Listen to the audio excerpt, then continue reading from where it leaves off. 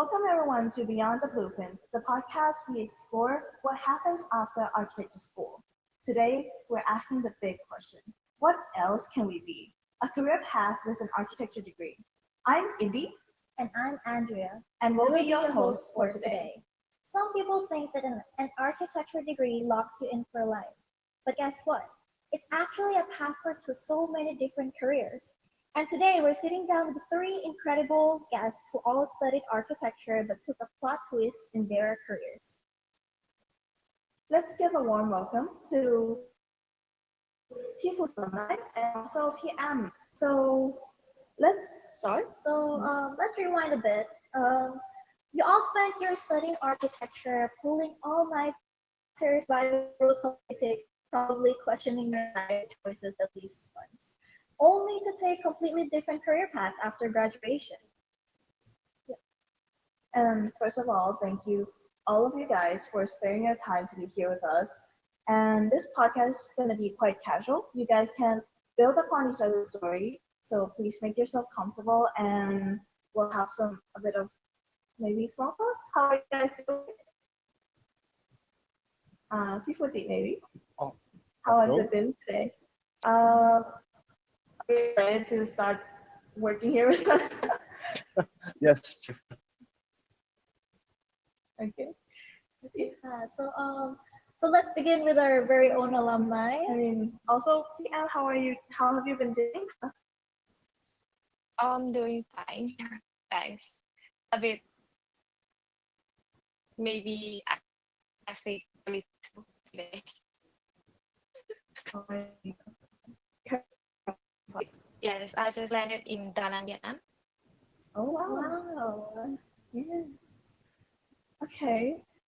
Maybe let's go into like the main events right now. So we want to start with how about telling us your story after you graduated, starting with people. Oh, yes. Hello. So, after I graduated, I worked on architecture for, I think maybe like 2 or 3 projects. And then after that, I applied for a job for designer. And I've been working as like artist assistant since then.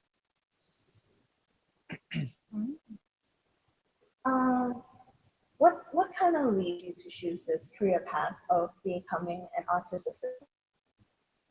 I think I want to be able to have more freedom in what I do because like in architecture, like you do have limitation of like client budget and I think you don't really get like full control of like the entire project or how you want it to go. Where if you do like the things that I do, I have like more freedom to.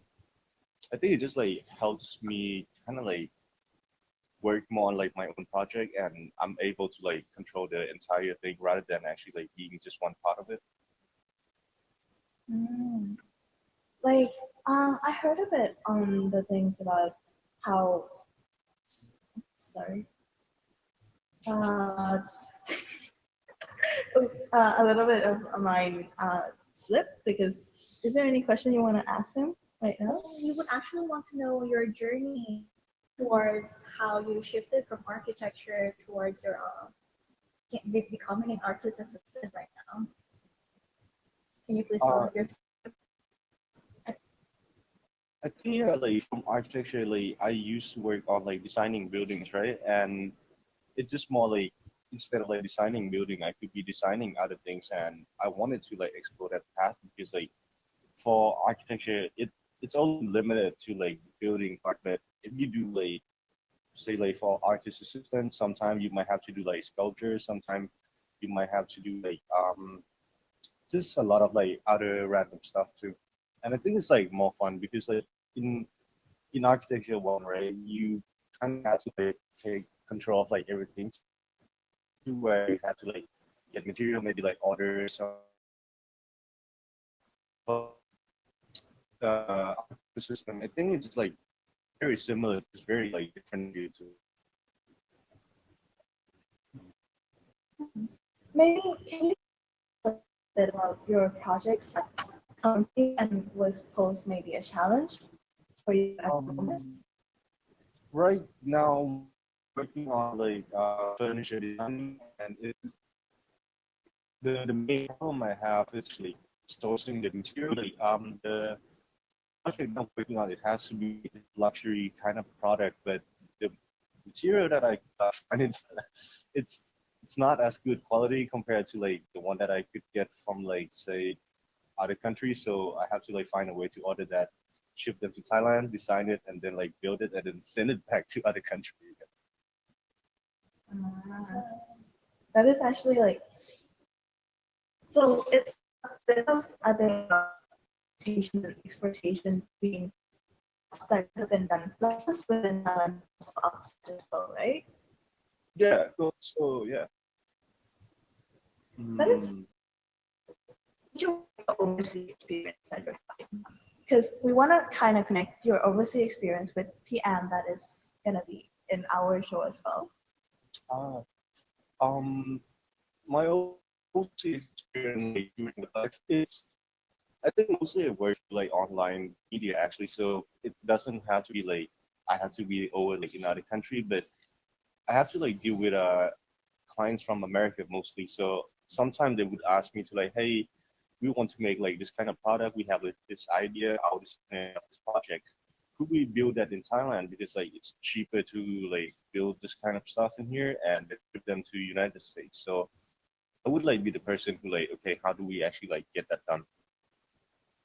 Mm. Like, like when you say how you learn that, what are the experiences that you have? Think, yeah, like in architecture, right? Like if you, I actually had like this small project for Salem Edge. It's supposed to be like this small coffee shop. So while we were like building it, actually like the client that I was working with, he didn't actually like have any contractor. So I went to find contractor, and from there on, like contractor didn't know like which specific material to use. So we go like find that too.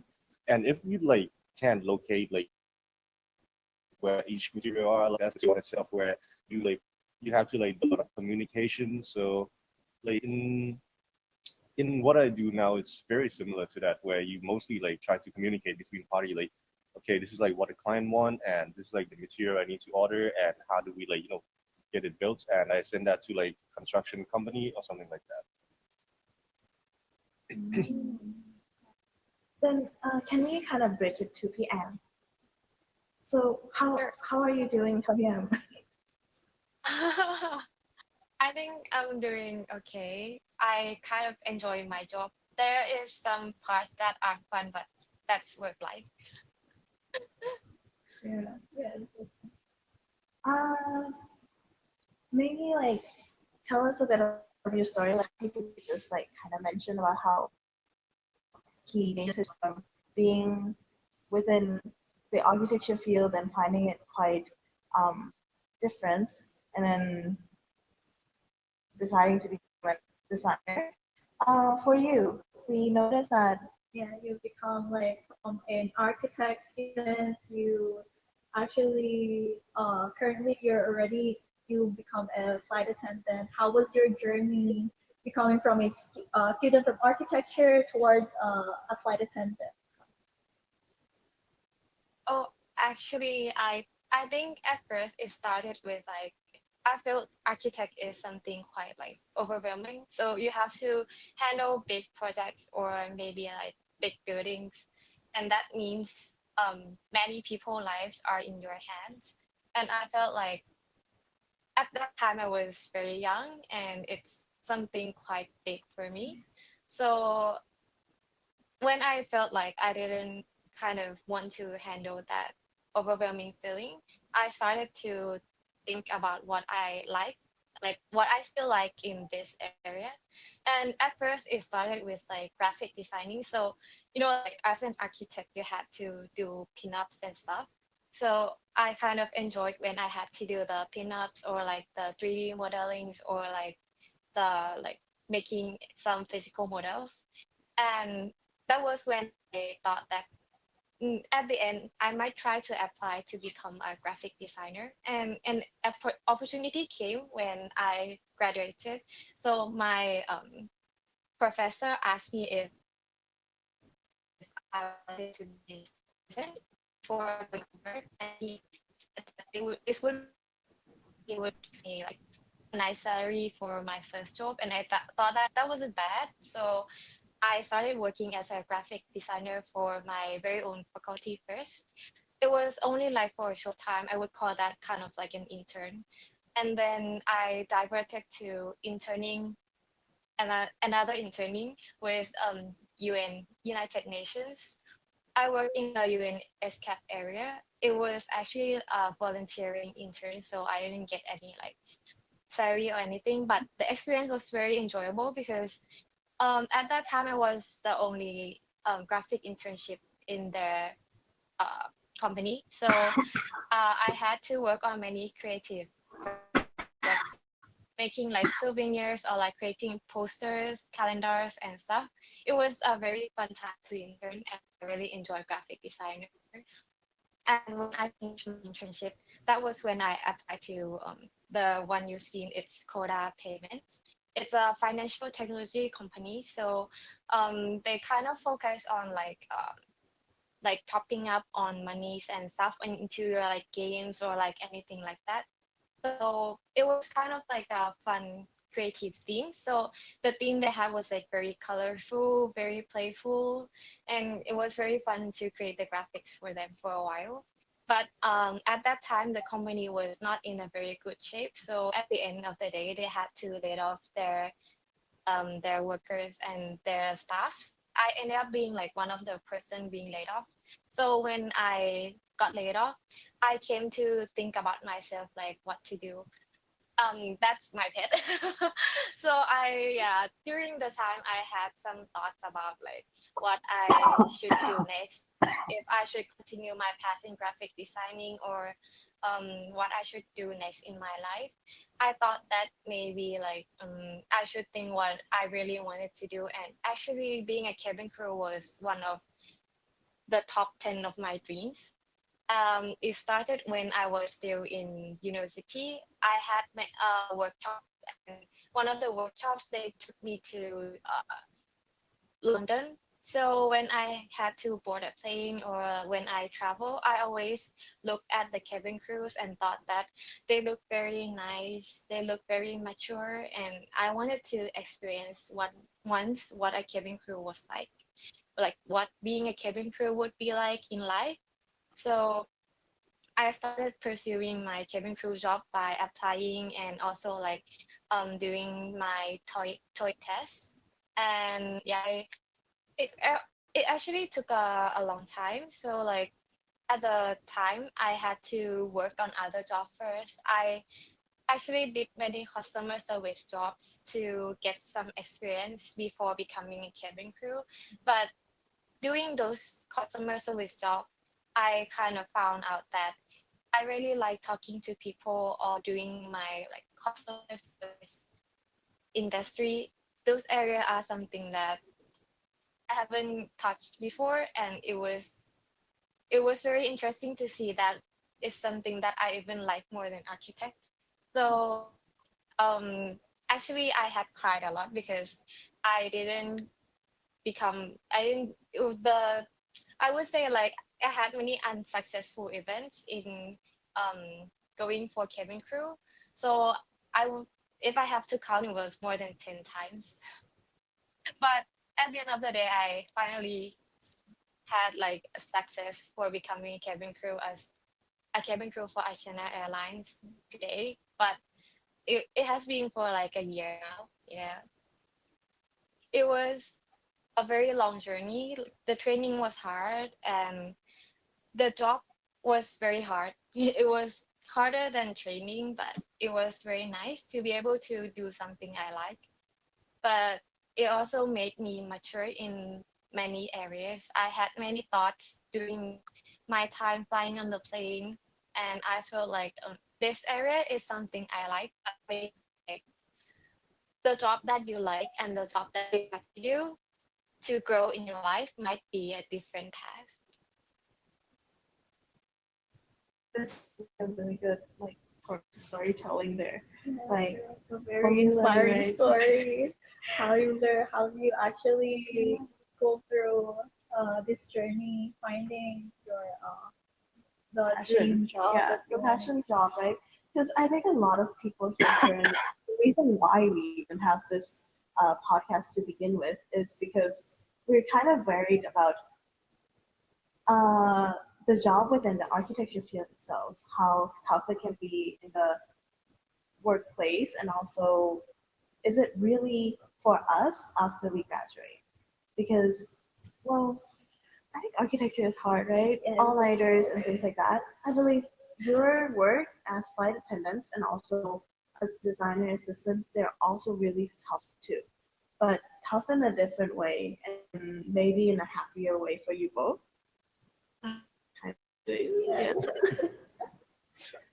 Maybe. I mean, you guys can jump in and like tell me like, oh my god, it's not happy.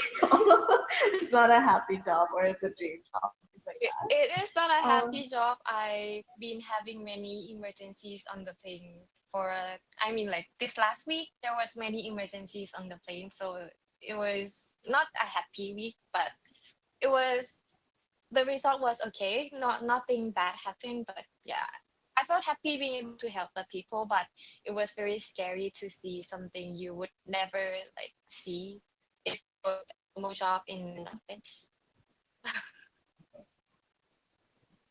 let's see. Like, it's a like. Can we go into detail? I'm just quite curious in a sense, like because flight attendant is actually one of the really diverted career path.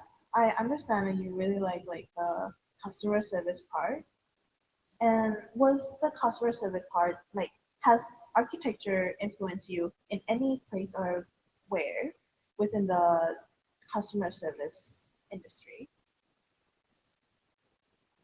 Actually, other than enjoying doing the models or like the graphic designs, I think like during presentations, I felt like, and I enjoyed having contact with the people who watch me present. So I felt like maybe like I'm someone who loves to talk to people. I was ENFP, an extrovert, so I think I would say architect might somehow inspired me in going into the job that lets you meet a lot of people. Well, actually, cabin crew was not the one you can choose, but maybe it was something I chose. So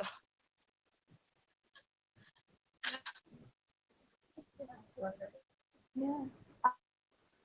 Can to people with the customer service mindset.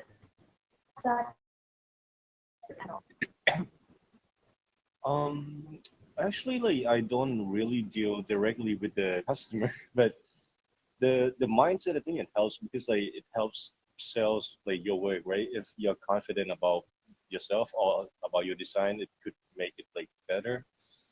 Let me think. Actually, like yeah, no. When I was like starting out, the job that I was getting is actually like kind of lower tier, whereas like advertisement and it would just be like graphic design or but I could actually like do this. Why don't I charge more? And like you move on to like bigger client and you start to like, hey, the client is like, they had like more degree now. So how do we actually like cater to that like specific demographic, right? So I like start to like learn about the customer, like where in the past I would just be like, okay, all of them I treat them the same, but now it's more like, okay, for this customer, I would like provide this presentation, and the other one it would be like different, I think. Works, right? So like it kind of help you with maneuvering with people. Yeah, like that. I'm just trying to rephrase what you're trying to say at the same time. Yeah. Uh, it seems like all of us are working with a lot of people, right? Have you find those kind of moments difficult? Maybe we can have people do first, and then PM can answer that as well.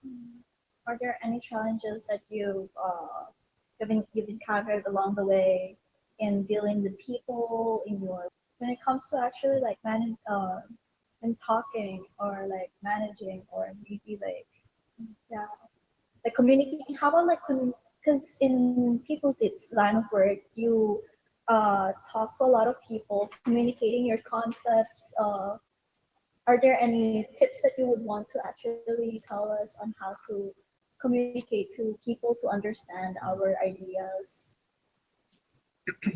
Actually, like I'm very like introvert person, so even though like my job is kind of like communication, right? I don't do it like directly. I would only go to the factory where like if they ask me specifically like, hey, that's like some problem, could you come fix it? But I find it like easier for me to like learn this part where I could just like text them, but before I text them, I actually like list out everything to like, okay, this is like all that I want to say, and then like try to shorten it and make it like very concise. Thing is like because if you make it very like long explanation, they tend to get lost in it and they tend to like make mistakes. So I make it like very short and simple and concise to like try to keep it, you know, not messing up. So short and concise Short and concise. makes it simple and people will understand you better. How about PM? Do you have any I challenges? actually agree with P Fuji. Like, I actually agree with P Fuji to be like short and concise. So being a cabin crew sometimes have to be like mostly you have to be short and concise as well because sometimes if you say things too long, the passengers or the people you work with might not be able to understand you as well. Yeah, but I think like working with people, the most important part would be to not only deal with the people, but you also have to deal with yourself because sometimes there are situations where you might have feelings that you might be angry too because we're people, so we do feel that. But yeah, we have to deal with ourselves and deal with the people. So we have to always like be calm and also deal with them cleverly, find a way to go through with that problem. So I think actually an area that architecture gives me that I feel I could apply to any job that I do, not only customer service, is critical thinking. Because I feel like as an architect, you have to deal with problems very quickly because sometimes you get some things that you have to do it like quickly at that moment. So I feel like the critical thinking area I gained from being in architecture really put an effort and makes my job a bit easier that I have this like critical thinking skills. Yeah, actually, I think we kind of noticed that too, right? Yeah. Because otherwise, what will we be telling the design whenever we make some odd decision in design, and how do we like sell it? Like most of the time, it's selling the work, right? It's like How do you we just convince? yeah, you just give gibberish stuff sometimes. Like you don't even know. You cannot. Sometimes you don't even convince yourself, and you're like trying to convince this person in front of you so badly. Uh, there's this part where I would like to tell the story from Pisom. Like Pisom actually gave us her story, and maybe you guys can help us like build on it, and also say like, is it kind of similar to your situation? Because unfortunately, as we have mentioned before, she's not here. สวัสดีค่ะพี่ส้มนะคะอินทีเรียอาร์คิเทครหัส49ค่ะรุ่น13ใช่ค่ะก็ทำไมถึงเลือกเรียนคณะสถาปัตย์เริ่มต้นก็คือชอบในเรื่องของงานดีไซน์อยู่แล้วแต่ว่าที่จริงอยากเรียนแฟชั่นดีไซเนอร์แต่ว่าพี่สาวเข้าไปเรียนก่อนก็เลยรู้สึกว่าไม่อยากเรียนซ้ำก็เลยแบบหาอะไรที่แบบยังอยู่ในงานอาร์ตงานดีไซน์อยู่ก็เลยสนใจเป็นงานออกแบบตกแต่งภายในก็เลยได้มาสมัครโควต้าของที่บางมดแล้วก็ได้โควต้าเข้ามาเรียนที่บางมดคณะสถาปัตย์อินทีเรียอาร์คิเทค Do you guys have any of these experience? Maybe bring up the hope again. Like, how does this kind of relate to your experience? Because it's quite an Asian thing, right? Where we're like, okay, our elder sister already does this. We will go ahead and go somewhere else. Yeah. Maybe PM first this time. I actually have an older brother, and he majored in computer programming. So actually, at first, I was someone who really enjoyed IT, but I thought that I didn't want to do something similar to him. So I chose something that I also like as much as IT. It's like designing stuff because I actually studied in Shrewsbury International School, and they have this special lesson. It's called design technology. So you have the chance to kind of create stuff like build maybe some small things like chairs or even bigger things like a room, an interior, or like a building also.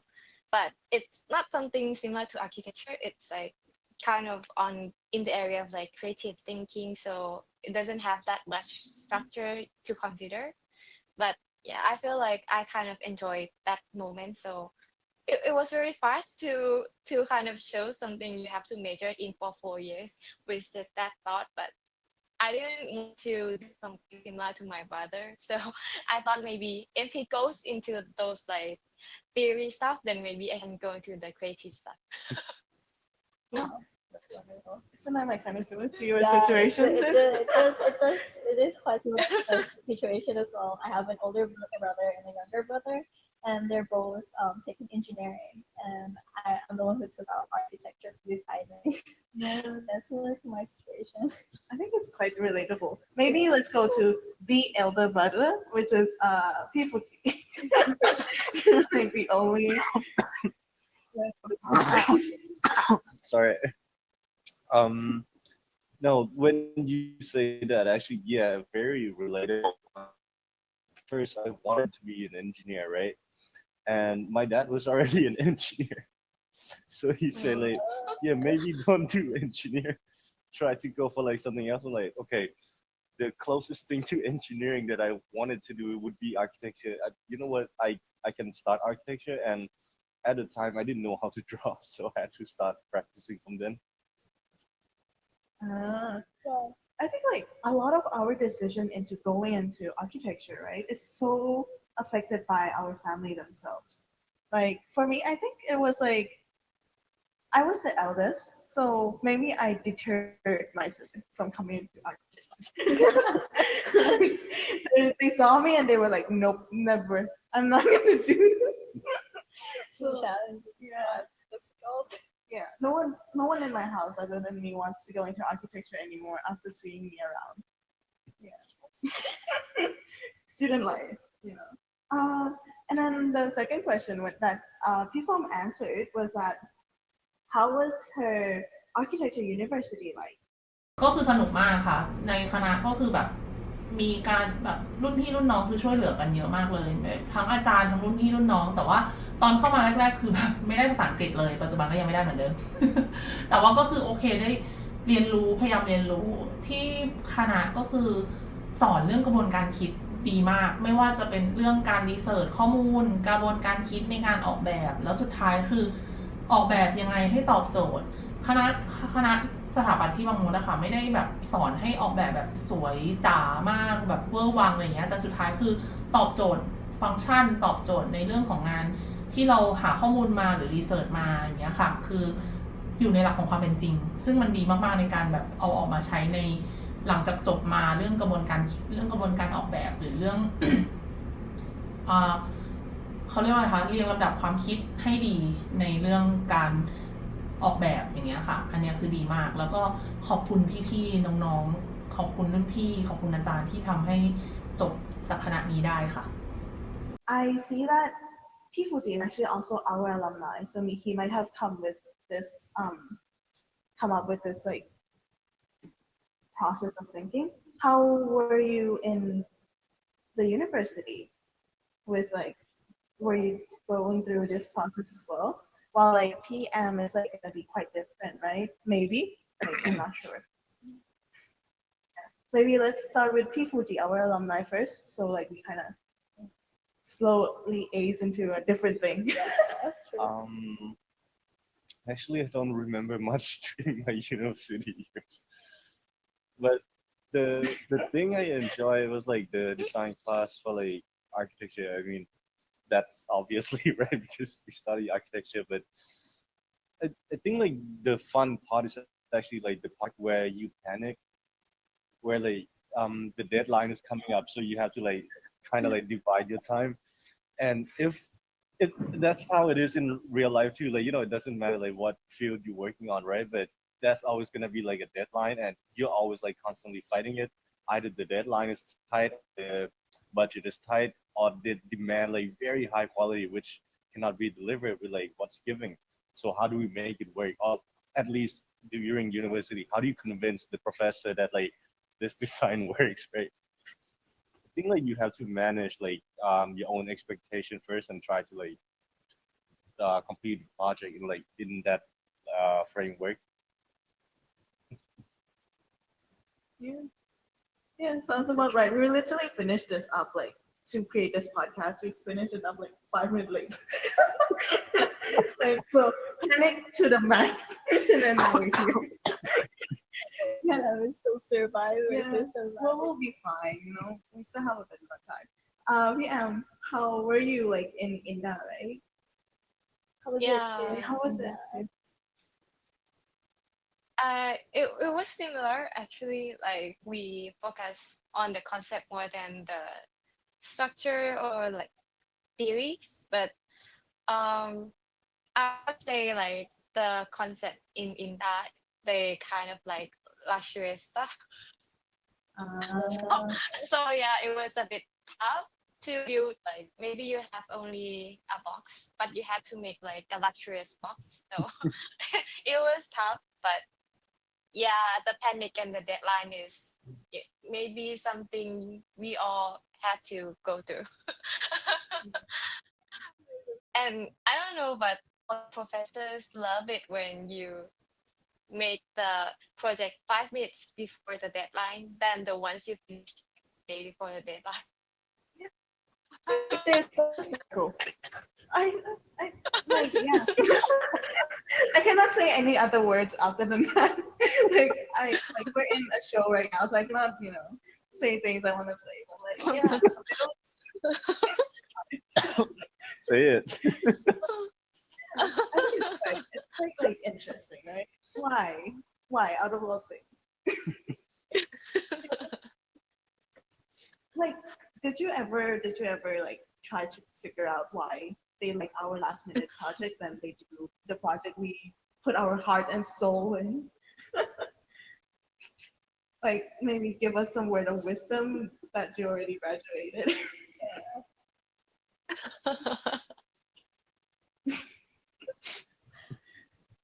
Maybe ask P Fuji. okay. Would you be like, I have no idea. It happens everywhere. I mean, we can skip We this have no question. idea. Yeah, maybe it's the artistic side of the profession. Yeah, the expressionism, like the what could be, but not what it is. Yeah, I shouldn't be playing this kind of joke. Let's go. Yeah. Okay, so from P-Som, right? คำถามที่3ก็คือหลังจากจบด้านงานสถาปัตย์เกิดอะไรขึ้นก็คือจบมาก็คือพักเลย1 ปี ก็คือยังไม่ได้เริ่มทำงาน1 ปีเต็มๆแล้วก็เริ่มกลับมาทำงานเริ่มกลับมาแล้วสมัครงานหลังจากที่รับปริญญาแล้วก็คือทำงานอยู่3จ็อบด้วยกันคือจ็อบแรกอะยังอยู่ในวงการดีไซน์อยู่แต่ว่าไม่ได้ออกแบบอินทีเรียจ๋านะคะจะเป็นเกี่ยวกับพวกช็อปสโตร์เป็นแบบเหมือนเขาเรียกว่าอีเวนต์อะไรอย่างเงี้ยค่ะใช่แล้วก็เป็นเหมือนป๊อปอัพสโตร์ที่แบบของแบรนด์เครื่องสำอางแบรนด์นึงอะไรอย่างเงี้ยค่ะก็คือโอเคเราอาจจะได้เรื่องการบรีฟว่าแบบโอเคแบบรอบนี้เขาจะขายสินค้าอะไรโทนสีเป็นแบบไหนอะไรอย่างเงี้ยค่ะเราก็มันจะมีแพทเทิร์นของมันอยู่แล้วอันเนี้ยมันขึ้นเรื่องหนักๆไปเรื่องของการเมเนจการจัดการแล้วก็การวางแผนเพราะว่าสุดท้ายแล้วเราจะต้องเซตอัพงานทั้งหมดอะค่ะให้หลังห้างปิดแล้วก็ต้องเซตอัพงานให้เสร็จก่อนห้างเปิดอันเนี้ยคือจะแบบเหนื่อยจะแบบแทบไม่ได้นอนเลยอะไรเงี้ยครั้งแรกที่ทำงานวันแรกนี่คือคุณพ่อยังแบบให้โท รมาบอกว่าอีกวันหนึ่งให้ไปลาออกเลย แต่สุดท้ายก็ทำงานมาได้เกือบ2 ปี แล้วงานที่2ก็เป็น coordinator project กับทาง owner ก็คือทาง owner อ่ะพอดีได้รู้จักกับทาง owner แล้ว owner เขาชวนไปทำงานด้วย ก็ไปเป็น coordinator project กับทาง owner ซึ่ง owner เขามีไซต์งานอยู่ที่เชียงรายเขาเป็นเกี่ยวกับโรงงานยาคือเขาจะทำโรงงานทำออฟฟิศสำนักงานใหม่แล้วก็ทำบ้านพักผู้บริหารที่เชียงรายดังนั้นก็คือจะบินไปกับเชียงรายบ่อยมากแล้วก็ไปดูไซต์งานส่วนหน้าที่ก็คือมีการเราก็รับโจทย์จากทางโอนเนอร์มาว่าเขาอยากได้อะไรเขาอยากออกแบบอะไรเราก็หาบริษัทดีไซเนอร์เพื่อเสนอข้อมูลเสนองานเสนอ proposal แล้วก็มาออกแบบตามที่โอนเนอร์เขาต้องการในเขาเรียกว่าอะไรคะในไซต์งานนั้นซึ่งมันเป็นแบบเหมือนเป็นคอมมูนิตี้เป็นไซต์งานใหญ่ย่อมงานหนึ่งที่มันแบบมีทุกอย่างอยู่ในนั้นไม่ว่าจะเป็นโรงงานสำนักงานบ้านพักผู้บริหารหรือหอพักอะไรอย่างเงี้ยค่ะแล้วก็จะมีแบบมุมสวนมุมไร่ด้วยอะไรอย่างเงี้ยค่ะใช่ก็สนุกดีก็คือได้บินไปเชียงรายทุกอาทิตย์แล้วก็มีการนัดประชุมแล้วก็มีการไปเดินดูสายงานแล้วก็ได้เรียนรู้เรื่องงานก่อสร้างจริงที่หน้างานไม่ว่าจะเป็นเรื่องงานออกแบบก่อสร้างโรงงานก่อสร้างออฟฟิศได้เรียนรู้เรื่อง process การทำงานในเรื่องของงานก่อสร้างการออกแบบแล้วก็หน้างานจริงๆอันเนี้ยก็ยังอยู่ในวงการของงานออกแบบอยู่แต่ก็สนุกและมีความรับผิดชอบคนละแบบส่วนงานที่3จ็อบที่3ก็จะเป็นจ็อบเป็นเซลล์สเปคก็คือเป็นงานปัจจุบันที่ทำอยู่ก็คือที่จริงอ่ะเป็นคนที่ชอบคุยชอบคอนแทคกับคนอยู่แล้วใช่ค่ะก็เลยแบบอยากลองแบบไปทำในเรื่องของงานขายดูอะไรอย่างเงี้ยค่ะมันก็ดูเป็นงานที่ท้าทายดีอยากรู้เหมือนกันว่าเราจะขายงานได้ไหมแต่สุดท้ายก็ยังอยู่ในวงการเหมือนเดิมก็คือเราอ่ะยังขายเกี่ยวกับงานที่เกี่ยวกับวัสดุที่สำหรับออกแบบอยู่เราก็ยังได้คุยกับดีไซเนอร์ยังได้พบปะดีไซเนอร์ยังได้คุยกับดีไซเนอร์แล้วก็เป็นการแนะนำสินค้าแล้วก็แนะนำสินค้าแนะนำแมททีเรียลใหม่ๆนวัตกรรมใหม่ๆให้กับผู้ออกแบบแล้วให้ผู้ออกแบบอะเลือกใช้ในพื้นที่ที่เหมาะสมอันนี้เราก็ยังได้อยู่ในวงการของได้ยังเห็นความสวยงามของงานออกแบบอยู่ได้คอนแทคกับคนที่อยู่ในวงการออกแบบแล้วก็ถือว่ายังได้คุยในภาษาเดียวกันคือเราเรียนด้านงานออกแบบมาส่วนคนที่เราไปคุยด้วยก็เป็นสถาปนิกซึ่งเขาก็เรียนด้านนี้ด้านเดียวกับเรามาซึ่งมันก็สนุกเหมือนยังอยู่ในวงการพี่ๆน้องๆอยู่อันนี้ก็สนุกไปอีกแบบหนึ่งซึ่งปัจจุบันก็ยังทำอยู่เพราะปัจจุบันนี้ก็คือหน้าที่ก็คือเป็นสร้างความสัมพันธ์ที่ดีกับผู้ออกแบบแล้วก็แนะนำสินค้า แนะนำผลิตภัณฑ์ใหม่ๆให้กับผู้ออกแบบเลือกใช้ในพื้นที่ที่เหมาะสมค่ะThere was a lot of customer service too, right? That's why we kind of invite you three together. It's like design, but also customer service with PM, and also now with P Som being, I mean, unfortunately she's not here, but she would be talking a lot about her customer service and how her work would be and community, right? Community with the large corporate fields. Yeah, and she talks a lot about the clientele, like clients that she would be meeting, how she enjoys meeting with people, having some end of the building process parties, things like that. One thing that I really was inspired with Pisom is that she's really good at communicating with people. Right? She's really good at communication and how she interacts with people. It was really nice to see how she can, still like connect and then try to sell the products. Yeah. Right? It was really inspiring. I think that was the part where the architecture bring in like the elements of talking, convincing, and persuading clients, which is currently our professor. But you guys are actually having clients right now, and some of you are working in corporate jobs too. So maybe I would like you guys to like bring in your thoughts on like, was there any similarity in your part or maybe a huge difference? Okay. We started with who first? It was 3 p.m. Yeah. Okay. With their corporate job and customer service that is outside of design field already, how did you find maybe her journey similar to yours? I would say it's chemical. I didn't use much persuading, maybe a little convincing when I have to kind of convince passengers to buy duty free items, but that's not Oh, much. you also work in duty But free? I didn't know. yes. So like in full service airline have to also kind of sell duty free to the passengers, but not as much as maybe like the smaller airlines. But still, sometimes you also have to kind of have the skills to tell them what those items are, how can they get them, receive them like now or maybe later on their next flight, something like that, or like what promotions are currently in our company right now, something like that. Yeah. And we also have sometimes like coupons, like monthly coupons that we have to kind of tell them that, oh, we have coupons. So sometimes when they feel like they didn't really want to buy, but sometimes if they see the coupons, they feel like, oh, the discount is so nice, and they wanted to Yeah, buy. I'm. Yeah, but actually, like, Well, I was yes, gonna say I'm like really bad. Like I'm a marketing trap. Like Yeah, she's a like I marketing trap. get trapped all the time at 7-Eleven. I buy whatever that has a yellow tag on it. It's just like, I don't even you like should it. get on my airplane. I Yeah, will you convince you. should want to Don't sell do it. that. I'll be broke. I'll be so broke. Like airplane stuff is so expensive. Yeah. I think actually like my airline service many Korean people, and that is actually a language barrier because I'm not a full Korean and my Korean isn't that good. I have like a basic level. So but actually it has like a advantage when you sell duty free to the passengers because they kind of they kind of feel like, oh, she's so cute, she's trying to speak Korean, so they try to buy stuff to kind of appreciate how I try to talk to them.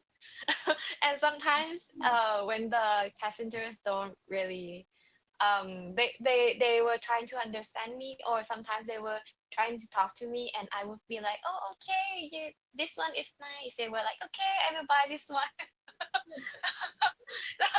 They kind of don't think much because they were appreciating, like busy appreciating you, like trying to talk Korean, so they just okay. Oh, that's actually like Yeah, such a good. Right, that's Yeah. very, very good. We'll actually have to but keep that in I mind. feel like before being a cabin crew, I used to work as account executive for a short while. Um, that was when I used so much like persuading and convincing because I worked in an event company. I had to use a bit of my architect skills as well because as an in like event company, they had to look after like booth designs, event designs, and to talk to the customers, you sometimes have to have knowledge about like architecture to be able to read the plans and then explain to the customer that this is what this is the design, this is the size, or like we'll use the arrow, or this is like the showcase and stuff like that. So it was a time I used much convincing, I would say, like persuading, because like sometimes there wasn't that much in the work. But you had to kind of go with the flow and try to uh talk about this like box in and make it sounds like, oh, this is a very big box and I'm selling you this very like luxurious box, but actually it's like this simple box, nothing in there. I see. Like, was it Yeah, hard talking to people who do not have any architecture background in your case? I would say it's hard. It's hard because like sometimes you have to explain. I think like if you're an engineer, an architect, or anything you specialize in and you have to like talk to people who have no idea, it's very hard to talk to them because you're used to saying things like some things you only know, like, oh, this is the like maybe 20 square meters or something like that, and they would be like, oh, how big is that, sometimes like that. So or something like, oh, the material would be this one, and they would be like, what would the color be like, or sometimes they would say they want like green and you give them like green, but they would be like, oh, this it's not the green they want. So yeah, you have to kind of like explain in simple words, like very, very, very simple words for people who have like no idea. But I think like that was very rare, because like usually when the people that are sent to talk to us would be someone who kind of have like a simple knowledge, or maybe like very like kind of understand about what they have to see or what they have to look at. Yeah, so usually like those are very like very rare situations that could happen when you work, because usually the company would send someone they know. Mm, I see. That's like, I mean, that's a kind of help from the corporate side as well, right? Yeah. Maybe P Fuji, about your work. We do know you're doing commercial works as well. Yes. Yeah. How has it been? Like, how has your work like compared to how P Solman, P M is doing? I think the trying to convince the client part is more about like, with like trying to convince them the scope of the project, where if like this amount of budget, how much you can get with it. Actually, like this what I'm seeing on screen is like the clock thing, right? The crystal clock thing, right? The one on the screen. Hmm. Yeah. So even like this one, actually like the issue I had with it. Sorry, I was just very bad long. Um, Yeah, so like the issue I had with this one was actually like trying to make the clock clear enough. You can see like the sky in the background, but doing so would actually like take out any shadow. And the client wanted it like shadow, and I told him like, hey, actually like you could have that, but it's gonna take longer. And do we even like need like do we have time to like do that in like the deadline? And the client said like, maybe we could extend that, or we could actually just cut out the shadow entirely, and I'll take like like less payment for it as well. But sometimes like yeah, it you have to like convince them whether like it's possible or not. And I think like this goes for like all professions where like convincing like the client is very hard to like can you do it or can you not do it. And sometimes they might not like your answer. Mm. Oh, like not like your art, as in what's going on? Like what's like? Do they give good enough comments? Like how as an because well we know they're not artists or like they're not our professor, right? How did you find their critiques? Like how do you build upon their critiques? You know, Sorry, I didn't hear the last part. how do you build on their critiques? So from their critiques themselves, like how were you able to change your work to fit their criteria when they're not great critiques like our professors themselves? Yeah, you have to because otherwise you don't get paid. But if if you do, right, like I would normally tell them to like if we change something, you might have to like like be compensated for that too. Otherwise, like they will just keep asking to like change the design, and you will never get paid in the end. So boundaries, boundaries Yeah, really yeah, set important. boundaries. I think. Do you have contracts beforehand for the project? Kind of like start. Do you Yeah. sign contract first? Before I start my project, I would give them like price listing or like an like an invoice, right, of like the scene that I wanted to do and like the one that they asked and how much each one costs. And I would like state in the bottom all the time to the down payment is 30%, and then like after that I'll do like two free editing. So like it's not gonna be perfect on like the first try. It's gonna always be like a draft, right? But then after that, like after like two draft, after that I would charge them like additionally. Otherwise, they would keep asking to like do editing.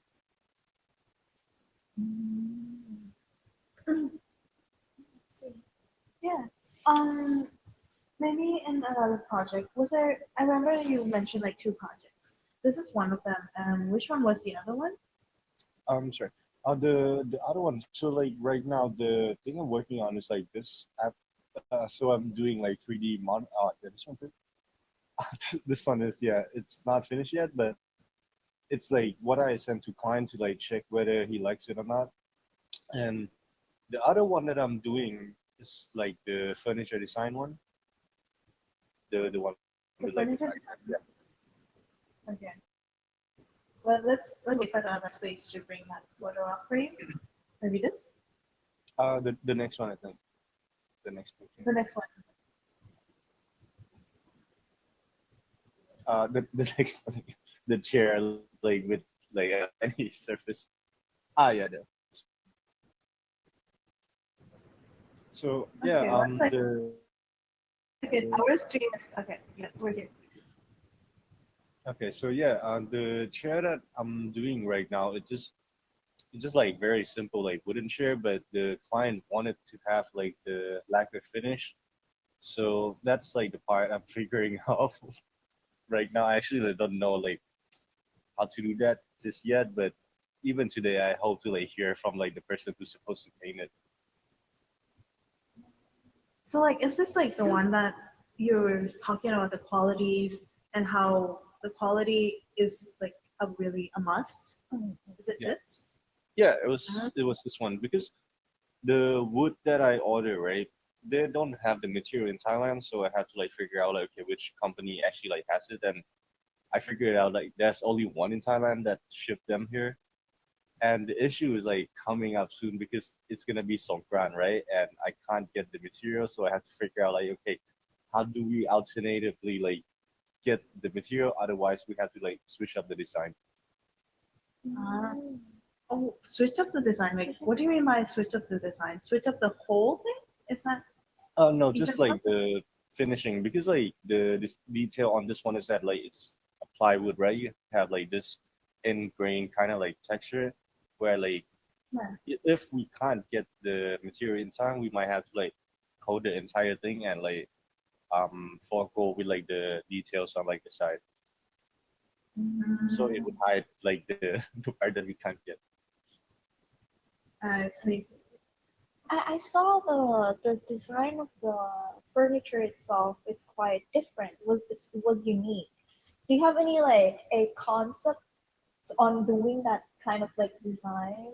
How is the process? Do you have any concepts of that furniture that you designed? This one is actually like designed for my boss, and he's a painter, right? And normally like he doesn't do like much design these days, but like he is a designer too. But he allows me to do like this branding for him. So like he would focus on the painting, and I focus on sculpture, furniture, or like anything that's not like artistic related. So he would give me like a painting, and then we would go over it, and then like okay, figuring out like how do we actually like turn this into a sculpture or like turn this into a product. Right now he's launching his own line of furniture for like luxury hotels. So that's like the one that I'm making right now. I think like the concept for like this one I'm not really sure too because I think it's more like abstract art and I'm pretty sure like it has its own meaning to him, but to me I think I just work on it as like a regular design project. Interesting. Did he hear? Oh, You were quite quiet. But sorry. It was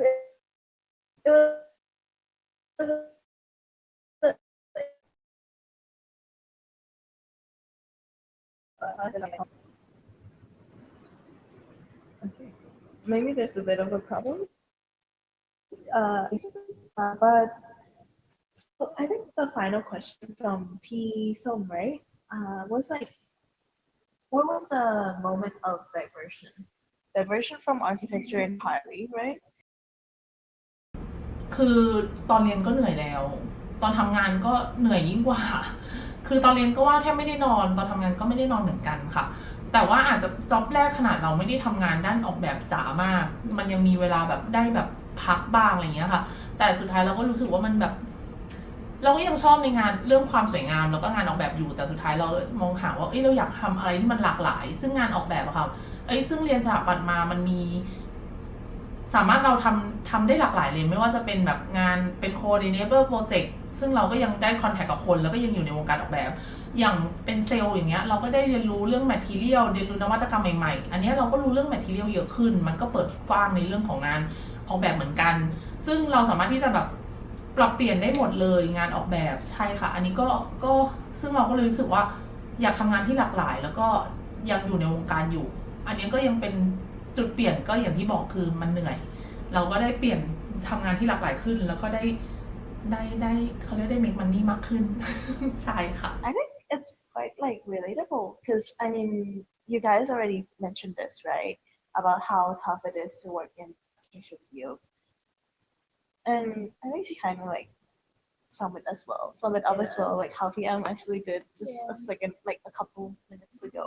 Is there anything you want to add on that though? Like for our architect students still wants to be in architecture maybe. Yeah. Because I think we talked about how we can diverse from it so much already. Maybe try to grasp a bit more architect students to stay. Is there do you guys have any friends that are still in architecture? Because I think this is like the last kind of wrap up already. Yeah, final thoughts. And then going into some Q&A if there is any. How do you see yourself different from how do you see your life different from your friends in that are architecture. that are still in architecture field? From the student or like me personally when I was in architecture school. Once you already are in this work field, like how's your life diverse from your students who I mean your friends who went to architecture? Oh, from I have a lot more time, and I like, I have a lot more time, and I feel like like if you ask your friend to like, hey, wanna go like drink on like Wednesday, and he would be like, what are you insane? You can't do that. Yeah. That is actually nice, like having more time. Is it like or has it become more like time to explore? What kind of time are we talking about?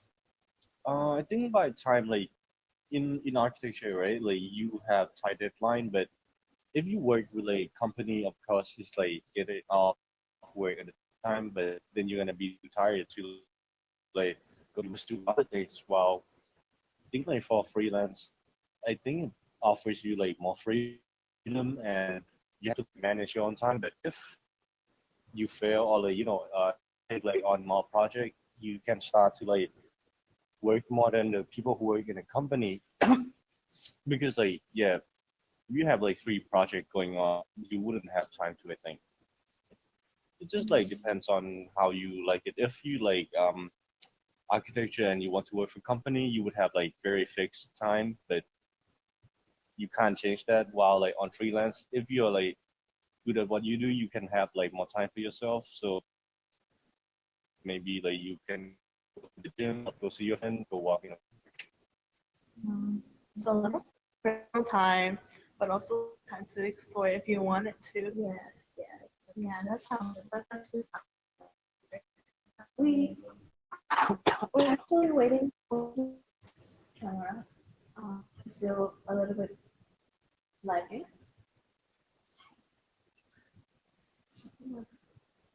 It pops up right here.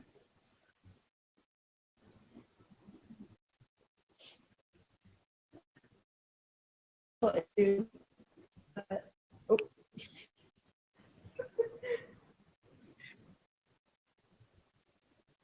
But let me ask the audience, like, if you guys have any question for all of our guests, you guys can quickly send us some question right now. Right now, I don't see any question from StreamYard at all, but that is fun. Okay.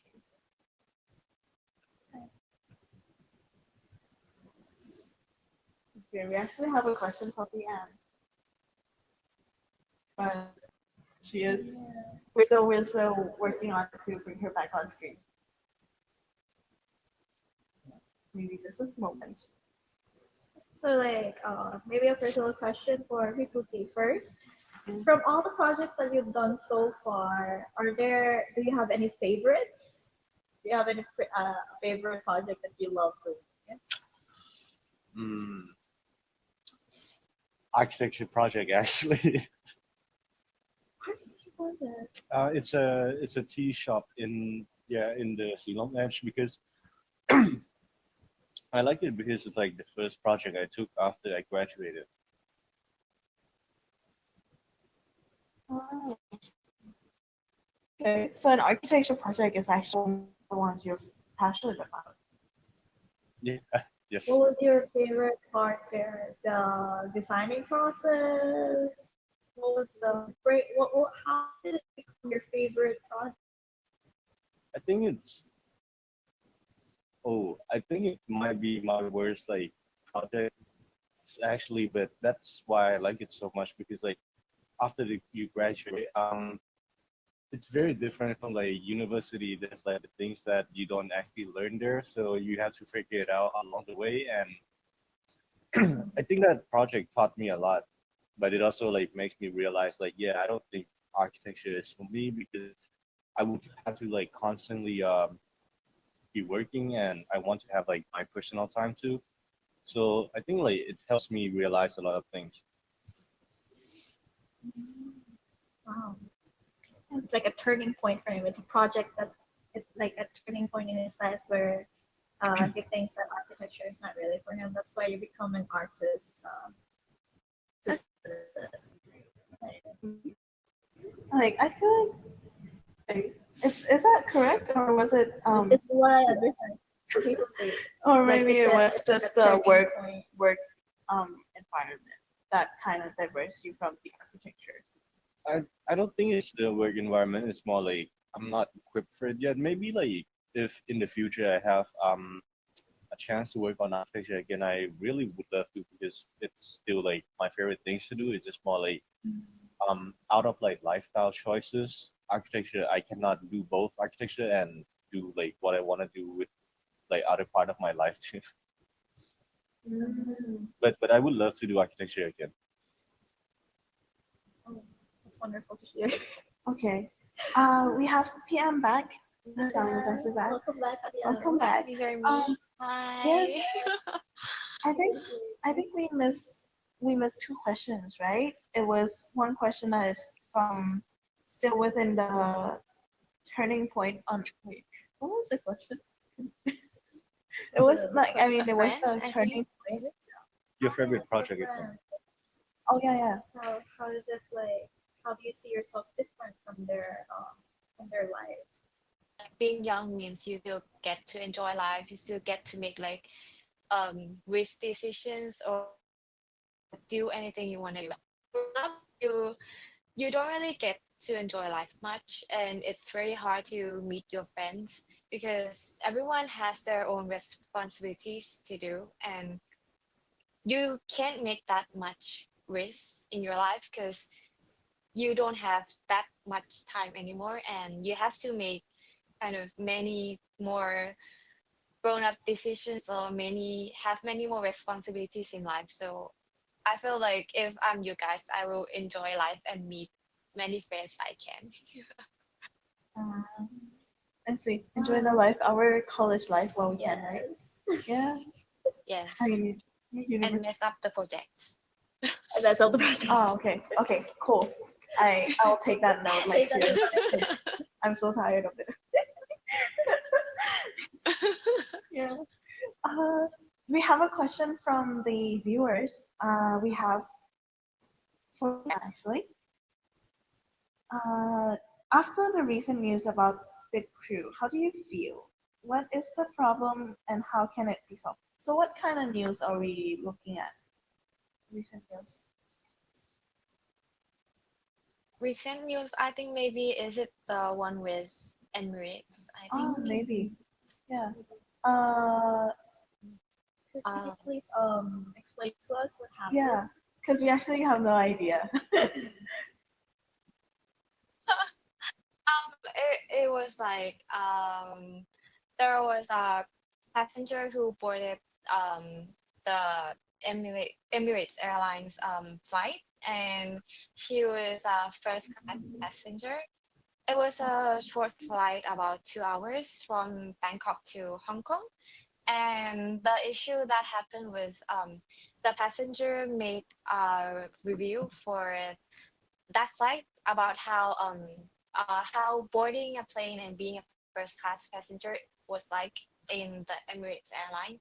And the thing that was an issue was that a cabin crew in that airline shared the video, and she kind of I would say she kind of wrote something not nice about the passenger's review, and it was kind of very the passengers felt very bad about that. She felt kind of like offended because she thought that her review was something useful for other passengers, but she didn't think that the cabin crew would say something unnice about that, especially she's like in that airline that she was being a passenger for.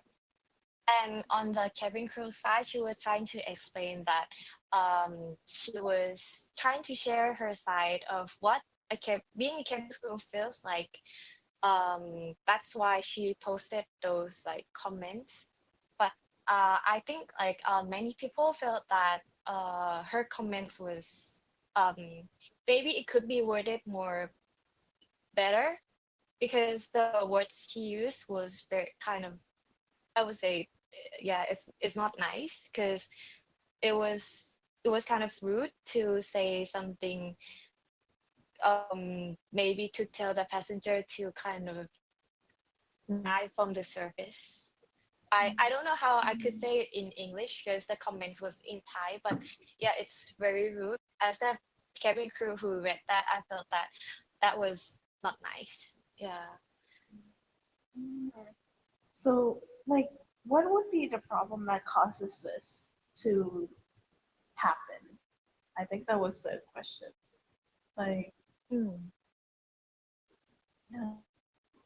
I I don't think like there was a problem with the airline, because the service was normal, because like as a first class or business class or economy cabin crew, you all have like different works and different services you have to work on for the passengers. But I think like the airline created those services to be able to like um kind of give good service to passengers, as well as gain like good reviews, or like gain many revenues for creating those service on those flights, even though it's short or long. I mean, company all wants like good revenues, all want like profits. So in terms of short or long flights, they all consider the profits. So in those area, I think the service was fine. There was not any like problem.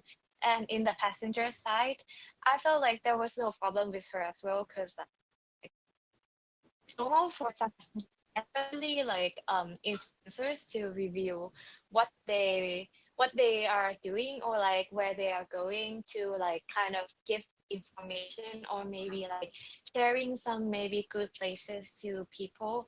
And um the specific passengers was a very like famous influencer, as well as a famous celebrity in Thailand. So it's normal for her to review what it feels like to board a first class service. And she also mentioned that when she decided to use the first class, she also considered if she had enough like money, or like enough if it's okay for her to board the first class. And she thought that with 2 hours and the money she has to pay, she felt like she's okay with that, that that amount is okay for her. So I feel like it's normal, because I'm also a passenger before being a cabin crew, so I understand that you want to try something you have never tried before once. And if you can like, I mean, like I also used to always like board the airplane as an equipment passenger. So I feel like if I had the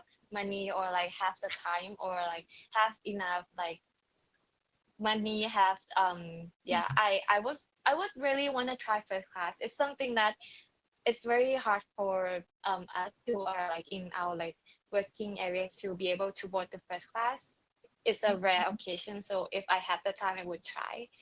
But yeah, so I think that in the passenger area there's like no problem as well. But maybe I would say that the problem really lies in the cabin crew because I think she kind of complains that the service is hard and the flight is short, and that what the passenger is doing is really making the cabin crew tired. But I feel like we work in this industry and it's customer service, so service is the heart of the industry. um if the first class and business class or any kind of would has we're paying us to do those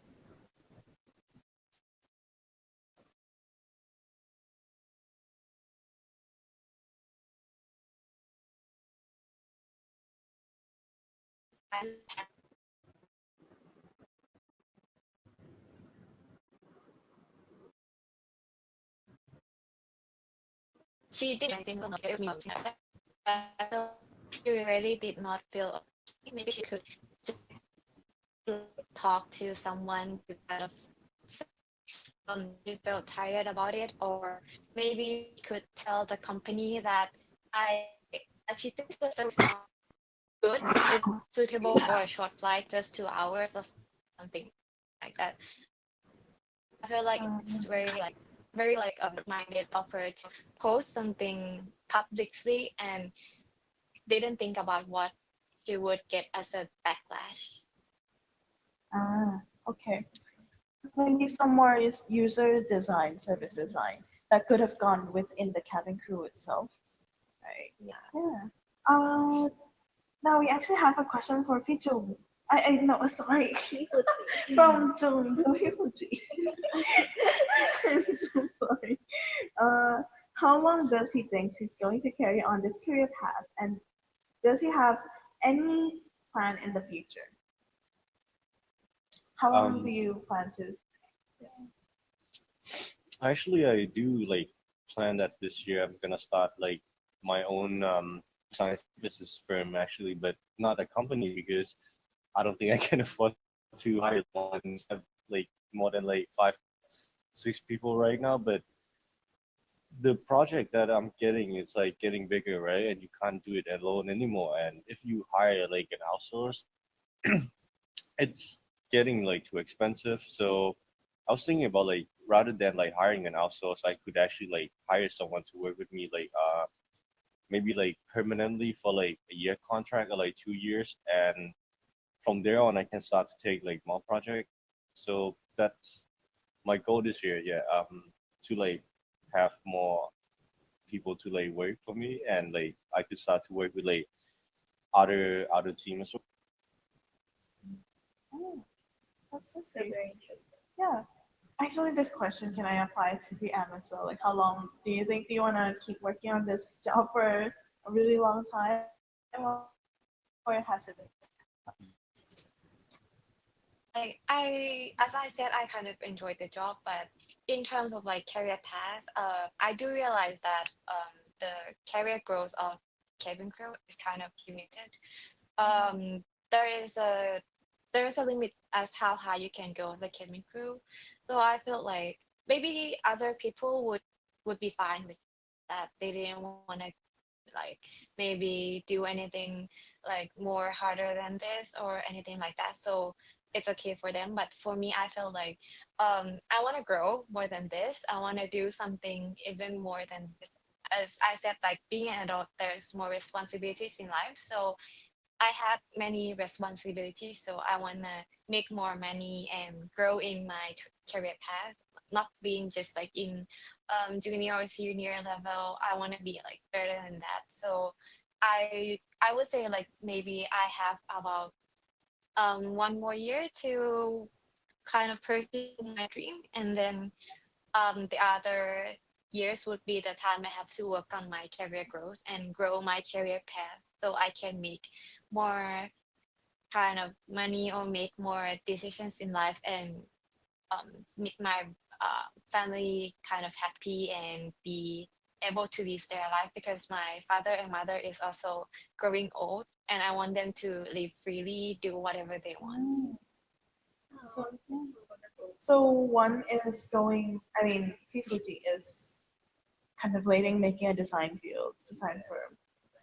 Can I actually like go back on that a bit? Like, what kind of design firm are you looking at right now? Like furniture design, or would it be more on the sculpture artistic side? Right now, I was focusing on like productions. There's a sort of like media where like you require 3Ds or video or like some experimental work, which could be done as well. I think like mostly yeah like video medium or like anything related to like 3D design, but I could also take on like eventually construction, like not construction for like houses or anything like that, but like sculptures or like furniture or something, yeah, something like that. Okay. But just upping the scale, I think, yeah. I like that. I think that's a good idea. Like a way to go, right? And also PM as well. Like going, like we're still kind of young. I think all of us here are pretty young. We haven't even hit some 30 years, so Still a long we journey to we go. should still try and move on. Yeah, right? Yeah, we have to try. Yeah. I really agree on like all the things about like testing, experimenting jobs and things like. But actually, speaking of jobs, we have another question from Nachapan, and her question is: do you think the first job after you graduate architecture school should we be entering the architecture field, or can it just be anything? Should we try going to architecture after graduating, or it doesn't matter? Maybe Fuji. Yeah, because he went into architecture school. Moment, architecture field. Yeah. You think I it's mean, important to actually experience If the person like doing architecture, I'd say go for it.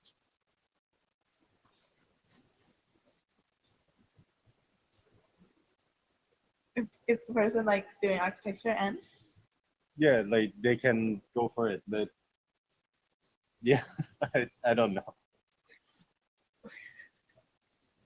so it doesn't really matter in your case then. I think it's like okay, if the person is asking like, do they like architecture? If yes, then go for it. But is there like any reason why, or like the reason that's keeping them from doing it, or what they're afraid of? Ah, so asking themselves more questions to actually find the answer rather than having a direct advice.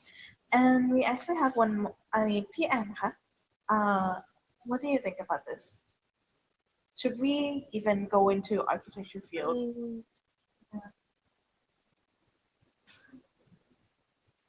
I think it really depends on the person. So like as I said, like in India, there's only a few people who continue into the architecture career. A lot of people diverse to other careers. So it really depends on you, what you want to do. And if you have like realized what you want to do, just build yourself, your portfolios, and just go for the career you want to go. Because yeah, the heart of this life was to say that architecture is not only like the only thing you can do as an architect, but learning architecture can really give you many skills that you can use in other areas or other industries. So just do what you want to.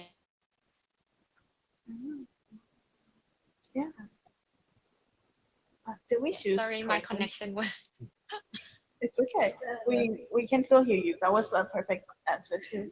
Yeah, it's like for both of you, like look at it yourself. Like look into I mean, yourself. there's no right or wrong, really. Just do what you want to do. We want to experience it ourselves. Yeah, I think so. I mean, we can't really decide. Like no one else can actually decide what we can do, right? Yeah, very true. Other than like accepting or rejecting us. But Yeah, it's. I think like your age is the age to kind of like fall and fall and fall as much as you want because you still have a place you can land on because you're young. So you can still kind of try new things, test new areas. You can still do what you want to do. And you can go for something and feel that that's the wrong thing and that's fine. It's okay. You can just do something new again, entirely new. And it might be wrong again as well, but it's okay. Just do many wrongs and you know what will be right. yeah, trial and error. And still test the waters. Yeah. And see if it fits for us. Yeah. I mean, I think like maybe we can end it off with that note. Like living as like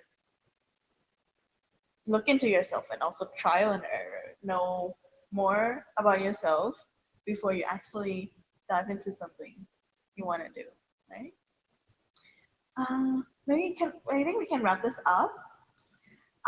Thank you for all your questions from the viewers, and also thank you for all your answers from P Fuji and P and as well.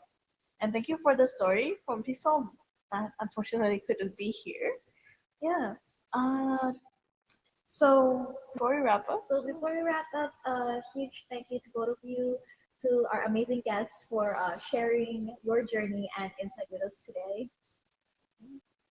And it was a really great.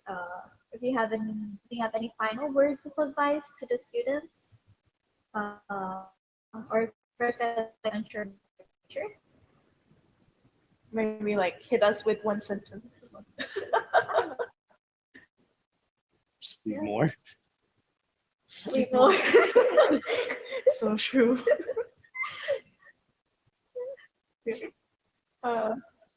That's a really good advice. Yeah.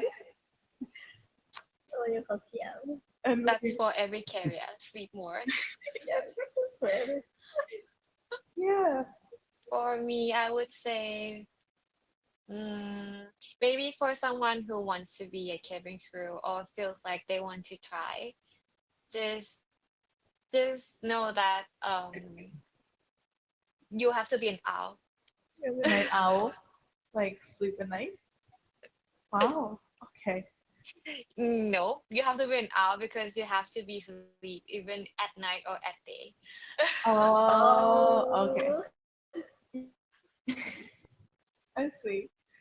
Oh my god. So like Because today you might have to sleep at day and then tomorrow at night. ah,